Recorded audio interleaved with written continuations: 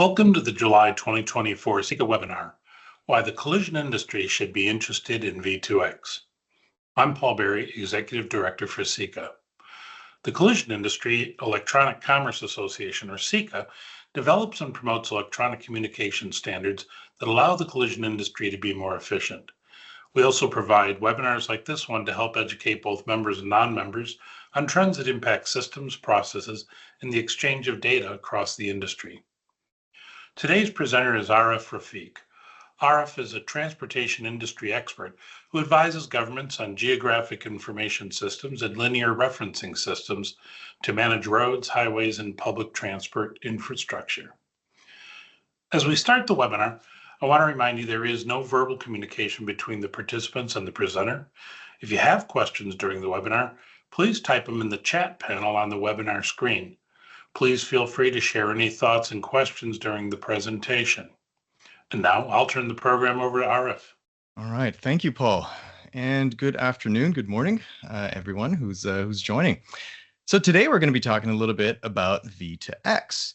And I thought one of the best ways to start this off was probably with a little bit of a scenario I can build for you. But just before I get into there, I'm going to stop sharing my screen in a moment, but before I do that, I'm going to bring the content you see back on the screen up a little bit later. It's got some information about me, how you can get in touch with me on LinkedIn and a website. That QR code just takes you to the website. But again, I'll bring this back in a little bit later. I want to encourage folks to enter in their comments on the chat. Just like Paul said, I'm very interactive, so I'll be trying my best to watch that chat. And if you have any comments or questions, just jump right in and I'll do my best to pay attention and answer that. But let me get to this little scenario just so I can start, maybe set the stage a little bit.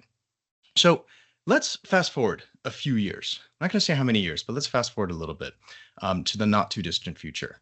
Now imagine two vehicles driving side by side on a road, on the same road. Now, these vehicles who are driving, they're autonomous. So you might imagine, and what I mean by autonomous, of course, is self-driving. So they do not require a driver. There are occupants in the vehicles, of course, but they are not driving. They're doing their own thing. Now think about these vehicles for a moment. They're going at speed and they're driving. Now ahead on the road, there is an intersection approaching. And as it turns out, both vehicles are going to be approaching that intersection, but they may have different perspectives of what actually is at that intersection. So I'll clarify that for a bit. If you think about what's happening today, all the vehicles that are out there on their streets, modern vehicles, not older vehicles, but a lot of them are doing some data collection. They are collecting information about the roads and the environment that is in front of us and surrounding them. And you might imagine, of course, they're doing that because they're understanding what's around them so that they can move towards that level of autonomy. So these vehicles, now imagine that these vehicles are coming from different manufacturers. So one vehicle, I was going to name it a manufacturer, but you know what? I'll forget it. Let's just say it starts with a T. And the other vehicle, let's say it starts with an F. You can fill in the blanks. These two vehicles are collecting information about their surroundings and they're sending it home. Now, who's home? Well, because there are two different manufacturers, home for each vehicle is different places.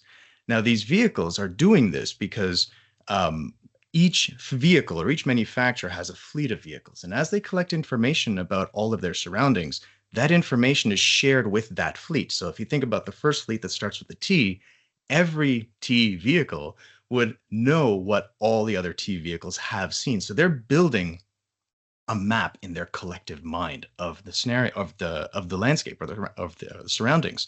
The other manufacturer is doing the same thing, but that collective fleet might see something different. So these two vehicles, remember, they're on the shared infrastructure, the same piece of road.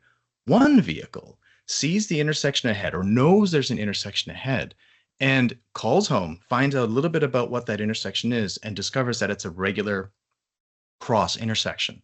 The other vehicle calls home to find out what that intersection is and discovers that 3 weeks ago it was changed to a roundabout and there's a work zone in the left lane which is still active doing some final repairs to that roundabout.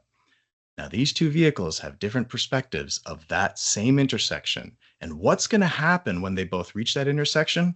Well, that depends on the intelligence built in the vehicles. But I can tell you this, that the risk to the occupants has now gone up. And this is something that I want to work my hardest to avoid as we get to that stage in the future when we start seeing more autonomous vehicles. So that's a little bit about what we're going to be talking about. Of course, I'm going to bring my screen back up so I can show you a little bit more. Okay. What you're seeing is what a modern vehicle or data collection system or something that's driving down the streets might be able to see. So it's a computer vision enabled view of what a car might see. Now, this in itself is not used for navigation. It's mainly used for data collection. I'm not going to get into the technology that's behind this, but this might be a visual representation of what a vehicle sees. This is not new. This image is actually a few years old, and it's gotten a lot better since then. But this computer vision enabled view ends up coming back into, let's say, let's call it home, back at the fleet or the centralized data center, and then it gets enhanced. It gets enhanced with some artificial intelligence, some machine learning buzzwords that you probably all have heard of before, but it gets enhanced and it gets identified. All these different things on the screen, so the stop lines, crosswalks, walls, barriers, poles, etc. It builds an image of the roadway so that vehicles then know how to interpret what it is that they see. All of that data then comes together, and sometimes it's called an HD map. You may have heard of that term before. Now, this information is what can be used for a vehicle to navigate itself around our world. But as you can also imagine, if we're doing this across the planet on every single street or intersection out there, that is a lot of data. And herein gets to the problem that we might face. HD maps, if we try to use or compile HD maps for the entire world, it requires a tremendous amount of storage space. And so we have a few options. If every single vehicle needs to be able to refer to this in the not so distant future, how are they going to access that information? Well, we got one option. You can store every piece of information on every vehicle. And that's similar to the example that I shared earlier. But even if we back up a few years, this is not all that far-fetched, because if you think, if you drive a vehicle that's probably older than maybe 5 to 10 years, you may have a navigation system in that vehicle. And if your vehicle is that old, that navigation system is probably not connected to anything. And so it might have an old version of the map. Every single one of us has heard stories about people using their navigation system, but of course the world has changed, so they end up driving into a lake or a field or something like that. I am not all that entirely confident that those stories are all true. Nonetheless, I think we've all seen issues with maps that are outdated. And that's going to happen if we end up storing all the vehicle, all the information on every vehicle every single time. It's not really robust enough for a large fleet and for as things change. So we have another option: sense everything and interpret it in real time. So this is also happening now. This is a little bit of an older vision, and this is not an image from a car. This is actually an image from a traffic camera that's been situated on top of the highway. And you can see all the little boxes around the cars. What's happening here is that traffic camera is using artificial intelligence to identify all of the different objects that it sees. So you can see the orange boxes are cars. The pink or purple box is a truck. I especially like the person, the red box, because the camera identified the person but failed to identify the vehicle that the person's in. That's gonna be kind of funny. But this is an example of AI. And if you look at the numbers around those boxes, you'll see most of them are in the range of 70 to 80%, about 70 to 80%. That is that's the level of assurance or confidence that the camera has or AI has that that car is indeed a car. So if you think about 80% as a confidence level, well, that means, what, 1 out of every 5 times it's going to be wrong. This is also old. This is a slightly dated image. And so today the AI has gotten a lot better. We're probably in the realm of 90%. But you know what? It still isn't perfect. There still is quite a lot of vehicles it's going to get wrong. So sensing everything and reacting to it in real time, getting better at it, but it's still not there. There's another option. We can deliver the necessary information to each vehicle as it needs it. And I think this option has quite a lot of merit to it, because if you think about the way, or where's that information going to come from? Let's think about that. As a vehicle is driving down the roadway, there's that intersection I described earlier that turned into a roundabout. Well, who are the entities? Who is the organization that knows without a doubt that that intersection turned into the roundabout?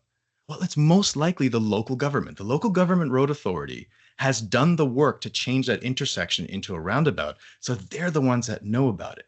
And chances are, around the world, they've maintained that information in some sort of data system.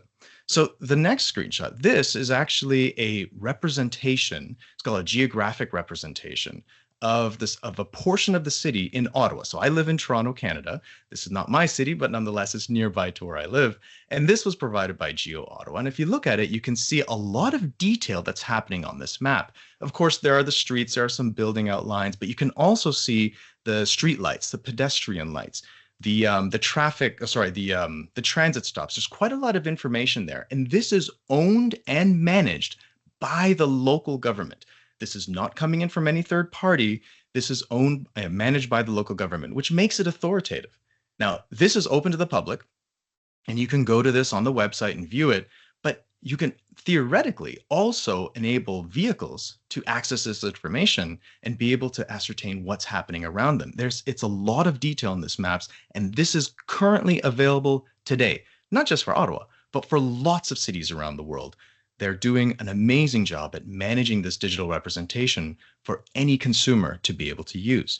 They're moving a little bit forward as well. They're moving to the point where we can get much more detailed about what's happening actually at a lane level. So the next image, this one is actually in the city of Victoria in Canada as well. Now, this is not something that's managed directly by the cities. So I want to be clear at that, but cities are moving towards the space where we can actually start looking. I'm going to zoom in a little bit, looking at the individual movements that vehicles can make within an intersection. Now, this is a highly detailed level of data that cities are starting to maintain. But the key point here is that this is owned and managed by the local road authority, which makes it authoritative. And it also means that all participants who are viewing this information can trust that it's the same source of information and have some confidence that it's going to be updated as the city makes changes to their network. So this is an example. These last two slides are an example of a digital representation of a city. So if you think about the road users or vehicles, if they are able to read a precise and up-to-date digital twin of the transportation infrastructure, then that puts all of us in a better state when it comes to this future of perhaps connected and autonomous vehicles. Because no matter which manufacturer is reading that information, it's authoritative, it's up to date, and it's reliable. This digital twin is being built by governments all around the world. And this is something that I do. So this is why I know about this, is because I help governments create this. This is what I do for work. So the slide that you saw earlier had a little bit of information about myself. And like I said, I'll bring that back a little bit later, but I also want to just share a little bit about myself. So I do this work for governments. About 20 years ago, nearly 20 years ago, I started in this industry, in the transportation management industry. And I started working for State Department of Transportations in the US. My job at the time was doing some pavement management work, if some of you are familiar with that. But basically, it's a science that allows owners, so infrastructure owners, and in this case, it was the State Department of Transportation. They own the interstate network. So it's a job that helps those interstate network owners or the asset owners help them plan for maintenance on those roadways. So in other words, we have to spend tons of money in maintaining our interstate network. How is the best way for them to maintain that, or to maintain those assets and spend the least amount of money to do so? There's a big science around this, but one of the key elements to make that happen is a digital representation of all of your assets. So the entire interstate network, of course, was a digital representation of it, and that was the thing that I worked on. I then expanded a little bit of my horizons. I started working more in East and Southeast Asia, and that's when I started unraveling the concept of road safety. How can this digital twin of the transport system assist in saving lives and better road safety? That was what I was doing in Southeast Asia. Then I came back home to Canada and I started working here in Canada. So one of the company that I represent today is a company called Esri, spelled ESRI. Some of you may have heard of it. But one of the things that we do is I lead the transportation division at Esri Canada. And one of the things that we do is we help our local governments and road authorities own, manage, create, manage, and publish, I guess is the best way to say it, digital representations of that transportation infrastructure. And that transportation infrastructure is used for things like road safety, for improving networks for public transit, for helping pedestrians move around even, but also to this realm of V2X that we're going to be getting to soon. But this is what I do. This is what I do for a living, and I help governments create that digital twin. And I know that it is very early in the realm of the space to get to a place where we can actually start seeing some results out of this. But I'm so excited about the work that we're doing, and that's why I wanted to share this information with you here today. So you know a little bit about what I do, but I also want to share about why I do it. So it is a little bit tough for me to share this, but when I was not too long ago, actually, I had my nephew lose his life on the roads. So he was unfortunately involved in a car accident, and he lost his life as a result of that. A few years prior to that, my brother-in-law also lost his life on the roads. So I've had two family members close to me who have lost their lives. And they did that, of course, on the streets. And it was a terrible feeling for any of you who have had that happen before. But for me, it was a driver. It is a driver that helps me understand that as I do my work, as I help governments manage their digital representations, they'll do so. And one of the end results of that is saving lives. So that's one of the reasons I do what I do. I'm just going to bring back my screen. Sorry. Here we go. So speaking of saving lives, this is a global status report on the road safety from 2023 from the World Health Organization. The number may surprise some of you. It always shocks me. I'm very familiar with this number, but there are 1.13 million road traffic deaths in 2021. It's a gigantic number, and it's tough for me to wrap my head around it. But this is true. There's been a tremendous amount of deaths on the road, and they continue to be. We're getting better at it, but it's quite dramatic. And looking at it another way, this is also from the World Health Organization. This is a few years old, 2019, but it's the causes of injury deaths, period. All causes of injury deaths around the world. 29% of those, the highest one, that's on the top right of the screen, the blue one, it's road injury at 29%. It is gigantic. It completely blows my mind that there's this many people around the world dying every single year. Closer to home, in the United States, this has been published by the FHWA, the Federal Highway Administration. And if you look at the past, I think, well, this goes back to 1975. So back in 1975, we had 44,000 deaths in the U.S. roads. Currently, well, this one is at 2020, so it's 38,000 deaths on the U.S. roads in 2020. The orange line you see is probably a better indicator because since 1975 till now, the population has also grown and the number of vehicles have also grown. So the orange line is a nice indicator that actually normalizes that based on how far vehicles are driving. But even with that normalization, you can still see the downward trend, and that is extremely encouraging to see. Here's close to my home in Canada. This is we don't have as nice of a graph that the Federal Highway Administration has put out, but the trend is very, very similar. In 2003, in Canada, we had 2,077 fatalities, and in 2022, we were down to 1931, so a small decrease. Another interesting note is you can see the comparison between injuries and fatalities. It's roughly around 2%, and I don't exactly know what it was in the US, but I would expect to see around the same type of percentage around the world. The point is, we're getting better. And here's for the world. So this is the World Health Organization estimated global road traffic fatality per 100,000 vehicles for the past 10 years. And you can see the normalized chart has us going down. So yes, we're getting better, but we got lots of work to do. All right, I'm just taking my first look at the chat.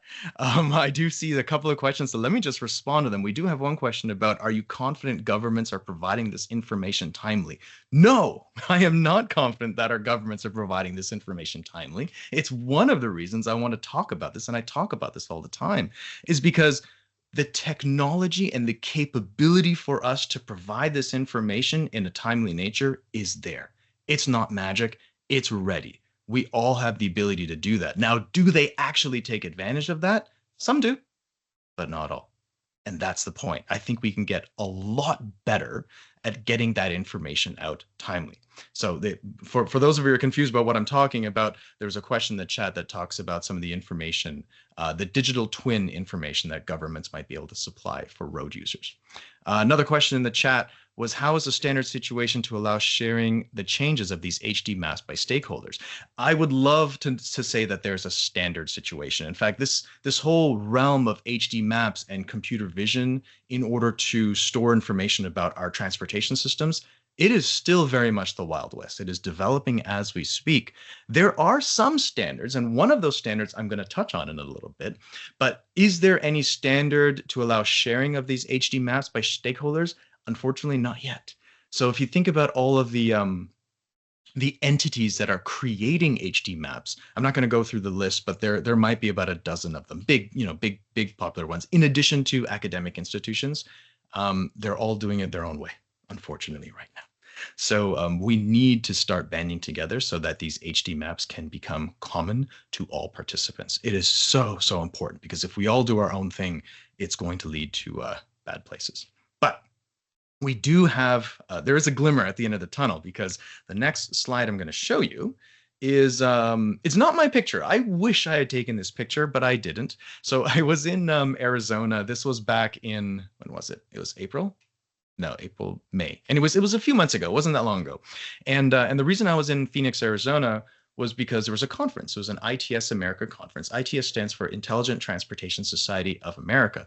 And we were meeting there, and one of the things that I noticed is, I've been in Phoenix before, but I hadn't been in a long time. I noticed these vehicles. So if anyone lives or has been in Phoenix lately, I've also heard that these vehicles are also in San Francisco.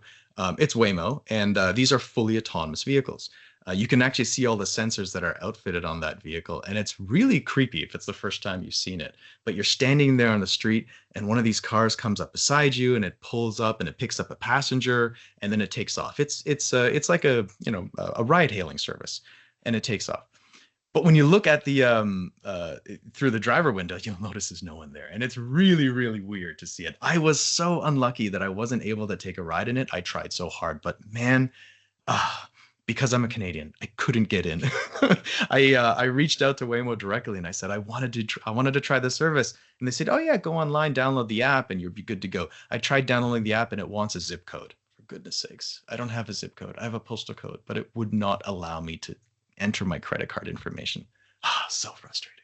So maybe one day I'll get the chance to be in one of these vehicles. I have been in an autonomous vehicle before, but it was a bus rather than a shuttle, or like a shuttle, and they move really slowly. So this was actually moving at traffic speed, which was kind of cool. Anyways, the point of this story was not to get sidelined into this autonomous vehicle, but the fact that I was in Phoenix at this event with ITS America, we talked a lot about the technologies that are coming out to support not only autonomous vehicles, but the connectedness of these vehicles.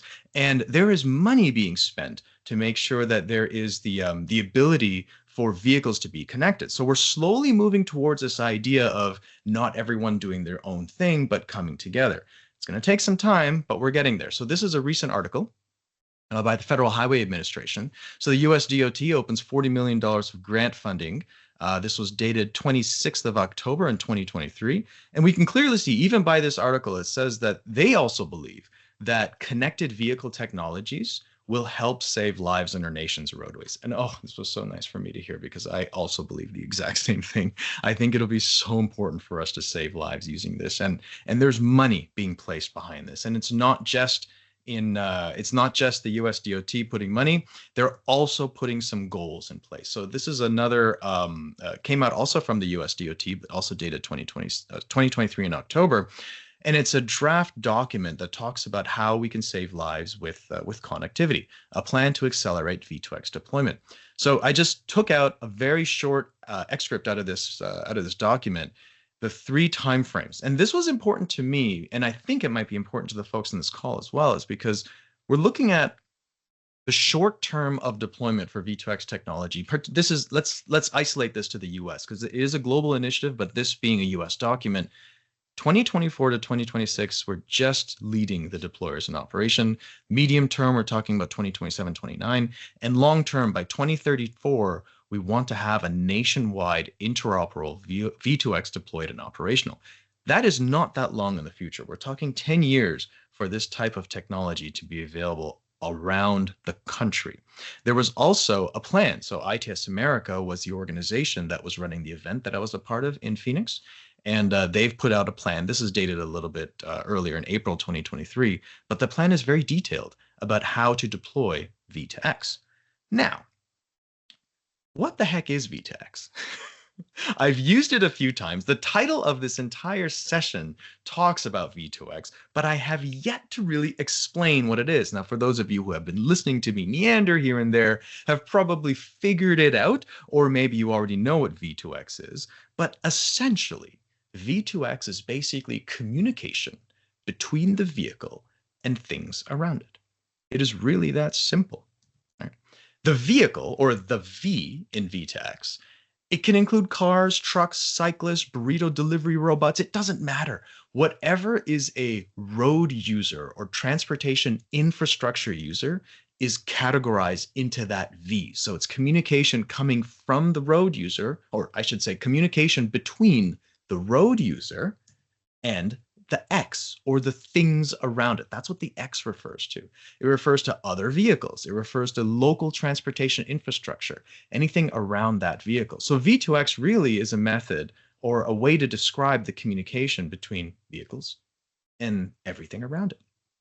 Now, it's nice to put a name to it, but it needs to have some standards associated with it. And I kind of hinted to this earlier as well. There are standards. So, oh, actually, before I get to the standards, sorry, I forgot there was another slide here.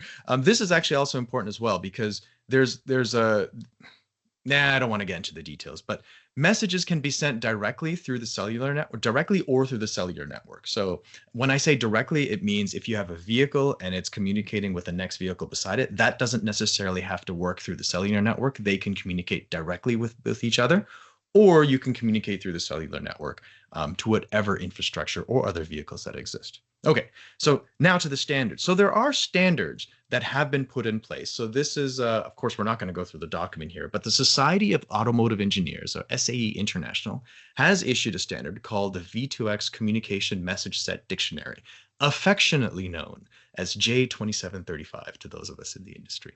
Okay, fair warning. This is the point in this presentation where I'm going to roll up my sleeves. They're actually already rolled up, but I'm going to roll up my sleeves and get a little bit technical. Okay, so if you're brave, well, stay with me. I promise I won't go into the weeds for too long, but I think this is really important. I also am a nerd at heart as well. So just bear with me as I go through this. I promise we won't be in here too long. Okay, but let's see. Let's hold our breath and we'll get a little technical and we'll come back out. I want to go through the message set dictionary, the message set, the V2X communications message set, so everyone here understands what is actually being communicated between vehicles and other vehicles or its surroundings. And here are the message subsets. I told you it was going to be technical, but we'll get through this. All right. The first one, the basic safety message, is one of those messages that can be communicated based on this standard, or this V2X standard. Now, what the basic safety message is, it's essentially the vehicle sending out some information. So it's constantly sending out information 10 times a second of, I'm here, I'm going over there, this is my speed, this is my, my wipers are on, my headlights are on, you know, my check engine light is on. Actually, no, I think I made up the check engine light part. That's probably not true. But there's a basic safety message that the vehicle is sending out, and it's just sending it. It's a ping. Now, other vehicles can receive it and interpret it. The infrastructure can also receive it and interpret it, but the vehicle will just constantly be sending it out. That is one of the messages that come out of the V2X that is contained within the V2X message set. Another key piece of information is this thing called MAP, or MAP. That's the local geographic map. Now, this doesn't come from the vehicle. This comes from the infrastructure. And I'm using this example, the image here of that one I showed earlier from the city of Victoria, where there might be infrastructure that is in place at the intersection and sending out information about, here's how many lanes go northbound. We have a double left turn lane. We have a single right turn lane. There's no U-turns allowed in this intersection, things like that. So the vehicles coming up to that intersection might be able to listen to this information and interpret that so they have a good understanding of what they can and cannot do as they approach that intersection. The next piece of information, the next message, is a thing called SPAT, signal, phase, and timing. So as a vehicle approaches an intersection, the lights at that intersection, the traffic lights might be red, it might be turning green in the next 34 seconds. The green might be turning yellow in 20 seconds. So this is a very real-time thing. And it's the traffic lights sending out that information. Vehicles approaching it might be able to interpret that and actually make some decisions based on it. This is not science fiction. So those top three things, the BSM, the MAP, and the SPAT, are actually being deployed today. And if you're lucky enough to be one of the owners of a newish Audi, and I think there's some other vehicles as well. I think Cadillac does this as well, if I'm not mistaken. But they have technology, optional technology on those vehicles to be able to listen to map and SPAT information coming from intersections. So if you have one of these vehicles and on your dashboard, you can actually see the red light at the next intersection and it'll be turning green in 15 seconds. So don't worry. Or the green will be turning red. So you might want to think about applying the brakes. That magic is being done through this. So this is happening today at some intersections, not all, and only for those of us who have the vehicles that can listen and interpret that information. But it is happening and it is out there. Now, the rest of these messages are less so, but they are still part of the message set. So I'll just quickly go through them. The next two, the signal request message and the signal status message, come in a pair. And they're mainly being used for transit. So if there's a bus approaching the intersection and the bus, needs to get through the intersection because maybe it wants to keep on a schedule, it can send a signal request message to the intersection to say, hold the green for an extra 10 seconds. I'll make it. And then the intersection can respond back saying, nope, sorry, I've already been holding it. You're not going to get through. Or, okay, I'll hold it. So that's a little bit of a handshake that happens between a transit vehicle and an intersection so that it can clear the intersection. It's not just transit. You also see that on snowplows. I don't think it's service delivery vehicles, but snowplows, you'll see it. You'll also see it on ambulances or emergency response vehicles. They will hold the signal in order for them to get through. A little bit less common, but we are starting to see that out on the streets. The next one is a personal safety message. This one is issued, for example, if there's a work zone. Work zone might be in place and there are actually active workers in that work zone. So there's a signal coming out of the infrastructure to approaching vehicles telling the vehicles that there's a work zone in place here and there are people who are at risk or at increased risk. So you need to be careful as you approach those. This one we don't see as much of, but I expect this will take off in the next little while, particularly in the US, because we have a lot of consideration for worker safety in work zones. So I expect this one to become much more prevalent. We also have a road safety message. This is being used for things like railroad crossings. So you might see a railroad crossing and most of the time it's empty, but we may have an approaching train. And so as that train is approaching, the infrastructure is sending out a message to vehicles saying, we have a train approaching, it's going to be approaching at this time, and it will likely last this long, something like that. That information can then be interpreted by the vehicle and decisions can be made. We have the emergency vehicle alert. This one is very critical. Ambulances, fire trucks, police services, they need to be sending out information, or they will be sending out information from their vehicles.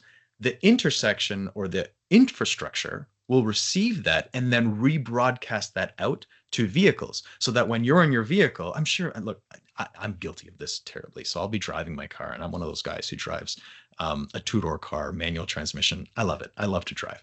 But I also like my music. So I have my music blasting really loud in my car. And almost every single time I'm like, is that a police siren? Is that an ambulance? I hear it faintly and then I got to turn down the music to listen to it. And then I hear it. I'm like, okay, there is. And then I'm looking around. I'm like, well, where's it coming from? Is it behind me? Is it ahead of me? I don't know where it's coming from. So I'm on the lookout for this emergency vehicle so I can pull over and let the emergency vehicle pass. But I just don't know where it's coming from. This type of information will help drivers understand it's coming from the north, it's going to pass me, or it's going on the cross street. I just need to stay at the light so it can pass. This is extremely useful information, not just for us to let emergency vehicles get through, but for those of us who like our music a little bit too loud. We also have this one, the traveler information message. This is more for the static signs that are sitting on the side of the highway, things like that, things that don't change very often, but you need to be aware about, the bridge is going to be likely to freeze or things like that. This one I took I've never actually seen this live, but this was a bear crossing, which I thought would be kind of cool. But that information also gets sent out from the infrastructure to the vehicle. And the last one of the message subject that I wanted to cover is the intersection collision avoidance. This one is kind of cool. I don't think I've ever heard of a report of this being implemented yet because it's complicated. Basically, the intersection is monitoring the intersection for drivers who may be at risk of running a red light.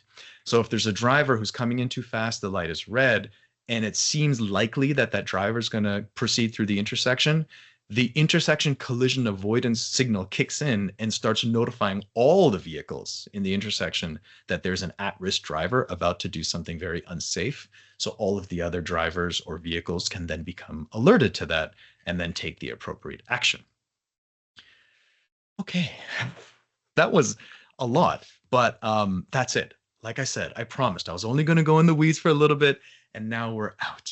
Let me take another look at the chat window just so I can see if there are any other questions that came in.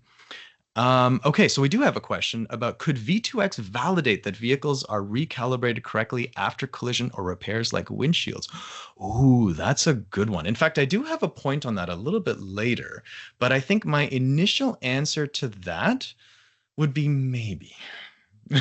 I say maybe because although the technology could support that kind of communication, the existing message set, what you see on the screen right now, I don't think that there is a placeholder for that type of information.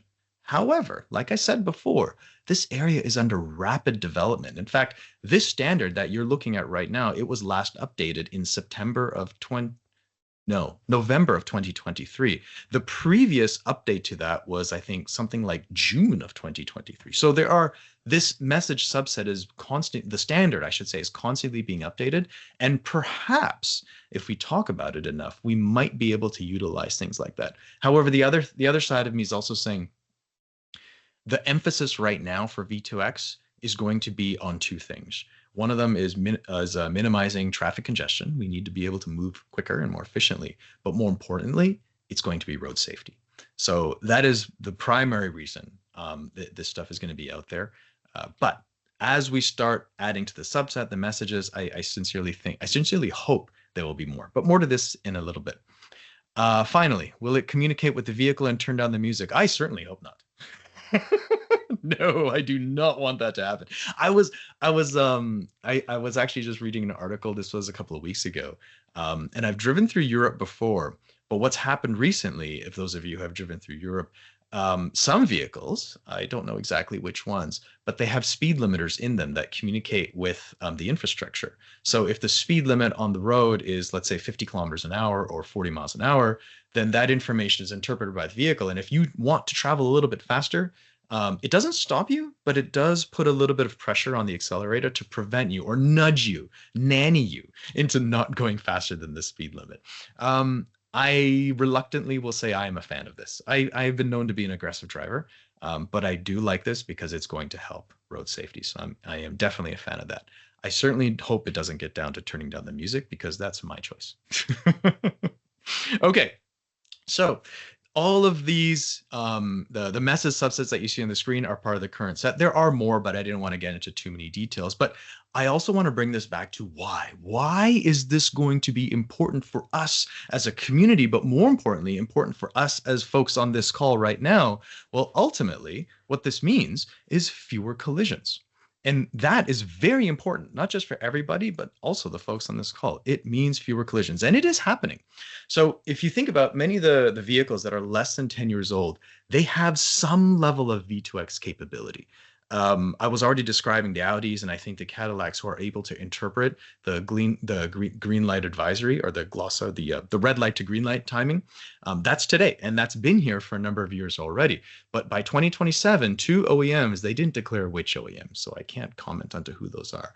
But they will be producing full CV2X vehicles. And remember, the C means cellular. So these vehicles are not only able to communicate directly, but they're also able to communicate to other vehicles and infrastructure using the cellular network.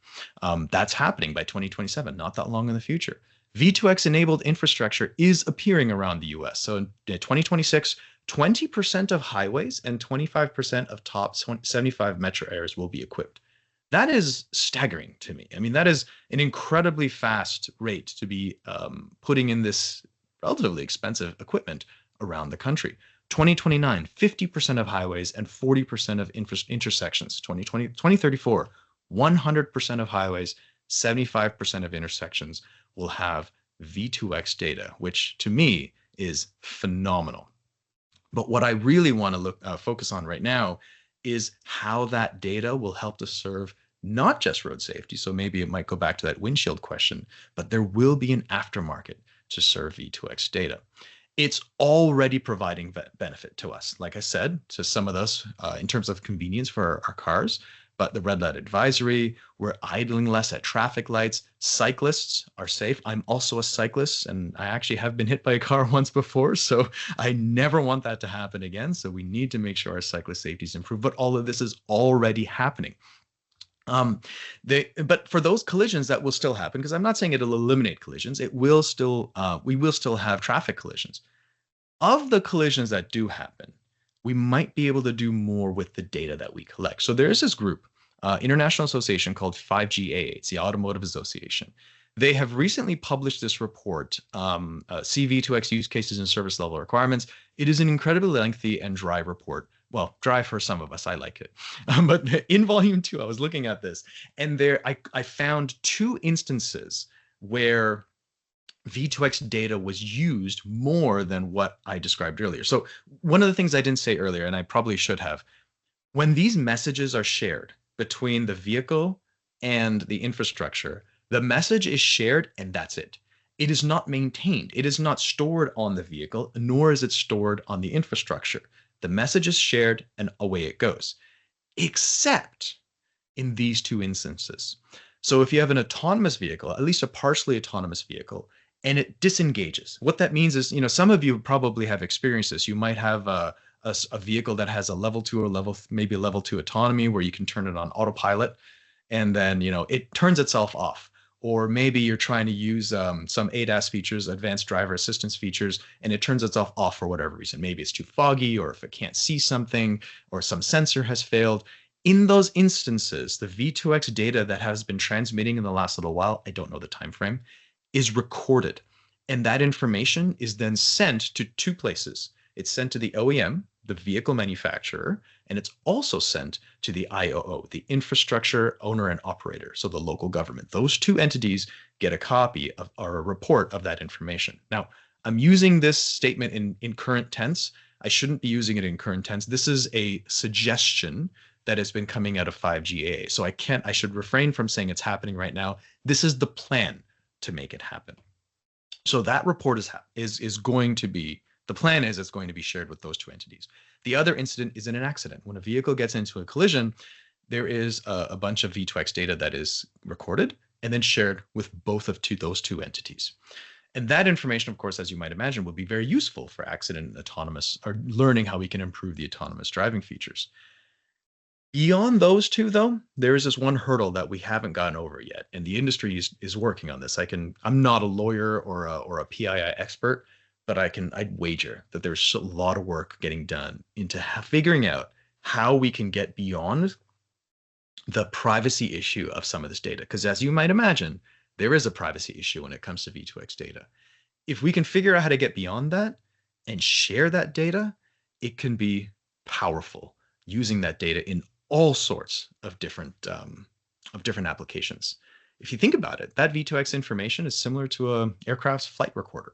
It records a ton of information, and it can provide a very detailed audit of what's happened at a collision incident.